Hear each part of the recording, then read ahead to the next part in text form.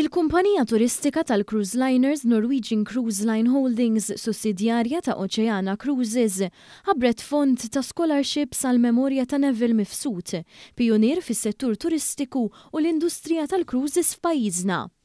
Dan il-fond se jagħti sosten lill-studenti li jaspiraw karriera fl-ospitalità u t-turiżmu, speċifikament f'livell ta' masters fil-programm tal-International Hospitality Management.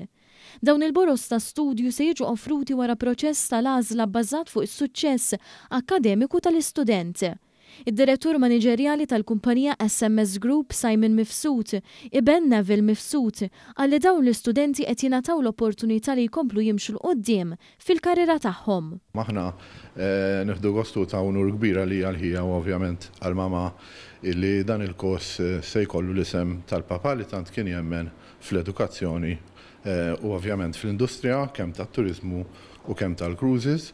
Rajna llum li ħarġet fl-State of the Union li xu li Malta t-turizmu huwa l-ikbar industrija li għandna u għaldaqstant huwa ferm importanti li l-edukazzjoni li ninvestu ovvjament fit-talent tal-futur ikun qed isir. Il-kap eżekuttiv tal-ITS Pierre Fenech qal li l-istitut se jipprovdi wkoll skont ta' 10% lill-applikanti kollha li se japplikaw u ma jintażlux għal dan l-scholarship. Aħna ovvjament ħadna pjaċir ħafna għax daħal jkun qed jagħti opportunità lill-istudenti tagħna biex ikomplu jistudjaw u jkomplu jimirħu fis-settur tat-turiżmu.